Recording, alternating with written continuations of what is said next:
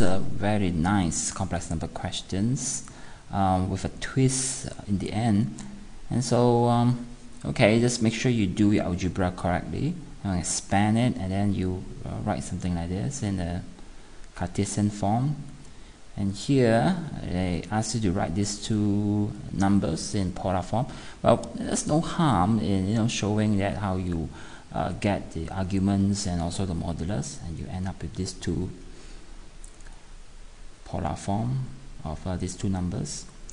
And now part 3, of course, use of property of a TIS formula, and here you end up with TIS pi over 12.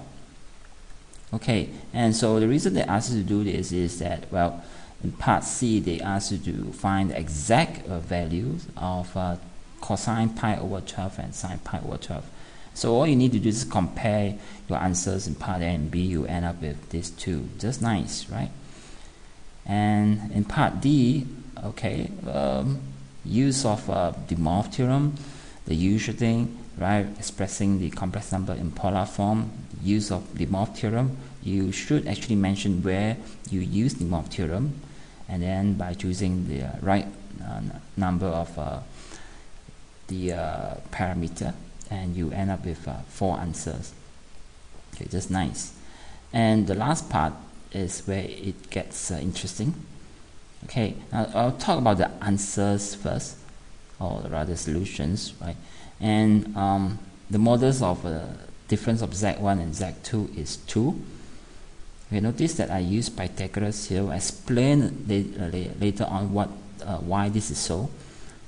And you can see that actually the modulus of difference of z1 and z4 is also 2, and the modulus of difference of z1 and z3 is 2 third 2. And so your final answer for part 2 in E is 4 plus 2 third 2.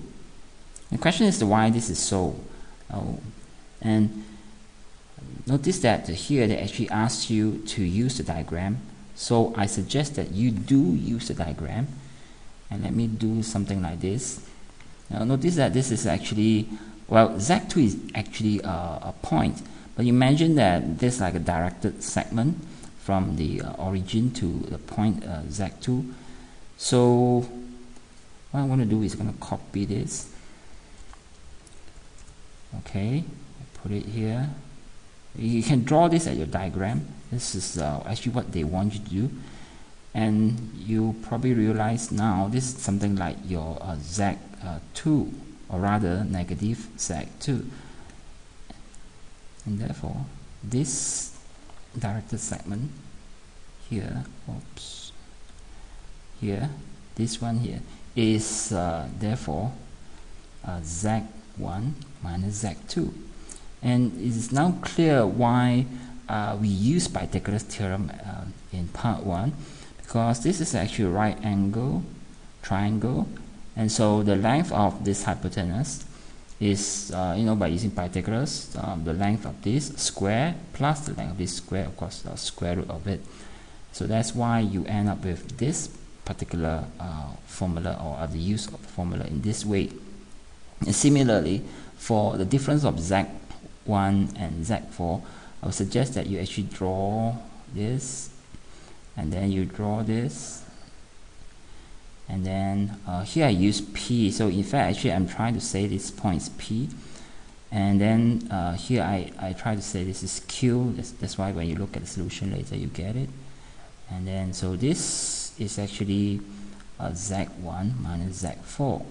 Is that okay? You should draw this. Yeah.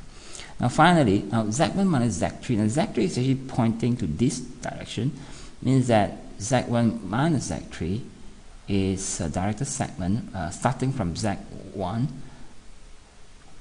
to here, somewhere here. So the sum of these two segments, or the combination, is your z1 minus z3. And hence that's why the length of this is 2 times the square root of 2. And you end up with this answer. Why this is the case here, and why you end up with this and this.